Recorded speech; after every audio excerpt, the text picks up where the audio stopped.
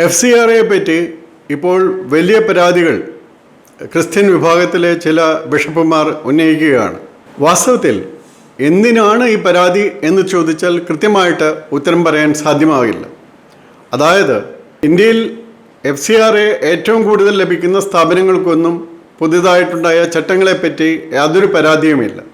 വിദേശത്ത് നിന്ന് ലഭിക്കുന്ന പണം എന്തിനാണ് ലഭിക്കുന്നത്, ആ ആവശ്യത്തിന് ഉപയോഗിക്കണം എന്നുള്ളത് ഉറപ്പാക്കുക മാത്രമാണ് FCA ചട്ടഭേദഗതി കൊണ്ട് പ്രധാനമായും ചെയ്യുന്നത്. അങ്ങനെ ഉപയോഗിക്കാതെ അത് മാറ്റി ഉപയോഗിക്കുകയാണെങ്കിലോ അതിന് കണക്കുകൾ കൊടുക്കാൻ പറ്റാതിരിക്കുകയാണെങ്കിലോ അതിനെ തുടർന്നാണ് അത് ഏറ്റെടുക്കുക തുടങ്ങിയ നടപടികൾ ഉണ്ടാകുന്നത്. അപ്പോൾ ചെയ്യേണ്ടത് എന്താണ്? കൃത്യമായ രീതിയിൽ ആ പണം ഉപയോഗിക്കുക എന്നുള്ളതാണ്. അപ്പോൾ അതിൻ്റെ അർത്ഥം ഇത് ദുരുപയോഗം ചെയ്യുന്നതിന് ഒന്ന്, കുറേ പേരുടെ ആഡംബര ജീവിതത്തിന് ഇത് FCRA ഫണ്ടുകൾ ഉപയോഗിച്ചിരുന്നു. നമുക്കറിയാം, പലപ്പോഴും പല മേലധ്യക്ഷന്മാരും റോൾസ് റോയ്സ് പോലുള്ള വാഹനങ്ങളിൽ മാത്രമാണ് സഞ്ചരിക്കുന്നത്.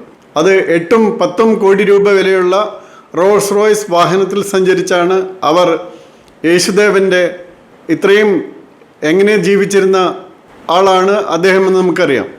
അപ്പോൾ അദ്ദേഹത്തെ പ്രചരിപ്പിക്കാനായിട്ട് നടക്കുന്നത് റോൾസ് റോയ്സിലാണ്. തീർച്ചയായിട്ടും അതാണോ ചെയ്യേണ്ടത്? അപ്പോൾ അതിനുള്ള പണം എവിടെ നിന്ന് വരുന്നു? ഈ വരുന്ന വിദേശത്തു നിന്നുള്ള പണം ഇതേപോലുള്ള റോൾസ് റോയ്സും അതുപോലുള്ള കാര്യങ്ങൾക്കും വേണ്ടിയാണോ ചെലവഴിക്കേണ്ടത്? അപ്പോൾ അത്തരം കാര്യങ്ങൾ എല്ലാവരും ഒന്ന് ശ്രദ്ധിക്കേണ്ടതാണ്. അതോടൊപ്പം ഈ പണം വരുന്നതിന് കൃത്യമായിട്ടും ഇന്ന കാര്യത്തിന് വരുന്നു, ആ കാര്യത്തിന് ഉപയോഗിക്കുന്നു എന്ന് പറയുന്നതും ശ്രദ്ധിക്കേണ്ടതാണ്. ഒരു ബിഷപ്പ് പറയുകയുണ്ടായി, ഹിന്ദുക്കളുടെ ഇടയിൽ സേവന പ്രവർത്തനം നടത്തുന്നതിനാണ് ഈ പണം ഉപയോഗിക്കുന്നതെന്ന്. അത് കൃത്യമായിട്ട് അങ്ങനെ ഉപയോഗിക്കട്ടെ. പക്ഷേ അത് മതം മാറ്റത്തിനാണ് ഉപയോഗിക്കുന്നത് എന്ന് കണ്ടെത്തുമ്പോഴാണ് അതിൽ ബുദ്ധിമുട്ടുണ്ടാകുന്നത്.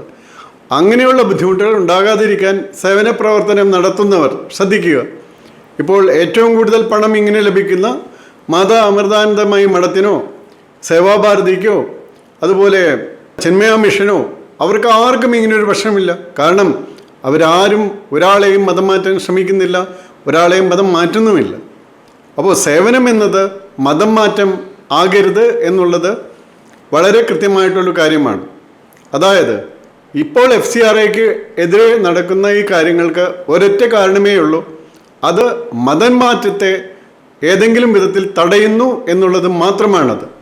അതിന് ബുദ്ധിമുട്ടുണ്ടാക്കുന്നു, ആ ബുദ്ധിമുട്ട് പാടില്ല എന്നാണ് അതിനെതിരെയുള്ള നടപടികളുടെ അർത്ഥം. അതൊരിക്കലും അനുവദിച്ചു കൊടുക്കാൻ ആകുന്ന ഒന്നല്ല. അതുകൊണ്ട് തന്നെ വളരെ കൃത്യമായി ഇനി ആക്റ്റും ഭേദഗതി ചെയ്ത് അത് കൃത്യമായി നടപ്പാക്കുക തന്നെ വേണം. ഭാരതത്തിൽ എല്ലാവർക്കും ഒരുപോലെ നടപ്പാക്കുന്ന നിയമമാണ്.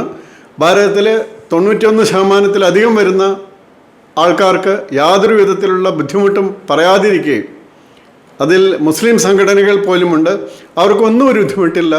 അത് ക്രിസ്ത്യൻ സംഘടനകൾക്ക് മാത്രമാണ് ഇതിൽ ബുദ്ധിമുട്ടുണ്ടാകുന്നത് എന്ന് വരികിൽ അത് തീർച്ചയായിട്ടും അവർ തന്നെയാണ് അതിന് ഉത്തരവാദി. ഒരു കാരണവശാലും സർക്കാർ അവരുടെ ആവശ്യങ്ങൾക്ക് മുമ്പിൽ കീഴടങ്ങരുത്. അത് തികച്ചും കൃത്യമായി തന്നെ എന്തിനു വരുന്നു, ആ ആവശ്യത്തിന് മാത്രമായി ഉപയോഗിക്കുന്ന വിധത്തിൽ ഉള്ള ചട്ടങ്ങൾ കർശനമായി നടപ്പാക്കുക തന്നെ വേണം എന്നാണ് എനിക്ക് അഭിപ്രായമുള്ളത്.